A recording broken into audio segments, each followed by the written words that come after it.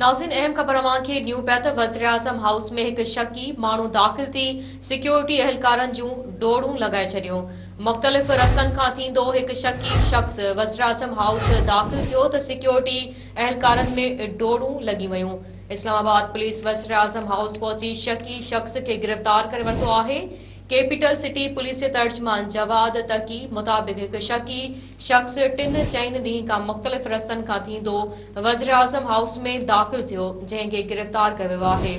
Police जो चवणु आहे त गिरफ़्तार शकी शख़्स पाण खे अफ़गानिस्तान जो रिहायशी ॿुधाए रहियो आहे। वधीक जांच करियूं पिया।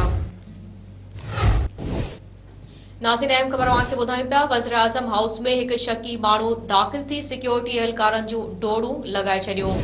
मुख़्तलिफ़ रस्तनि खां थींदो हिकु शकी शख़्स वज़ीर आज़म हाउस दाख़िल थियो त सिक्योरिटी एहलकारनि में डोड़ूं लॻी वयूं। इस्लामाबाद पुलिस वज़ीर आज़म हाउस पहुची शकी शख़्स खे गिरफ़्तार करे वरितो आहे। कैपिटल सिटी पुलिस जे तर्जमान जवाद तकी मुताबिक़ हिकु शकी शख़्स 3-4 ॾींहं खां मुख़्तलिफ़ रस्तनि खां थींदो वज़ीर आज़म हाउस में दाख़िल थियो, जंहिंखे गिरफ़्तार कयो वियो आहे। पुलिस जो चवणु आहे त गिरफ़्तार शकी शख़्स पाण खे अफ़गानिस्तान जो रिहायशी ॿुधाए रहियो आहे। वधीक जांच करियूं पिया।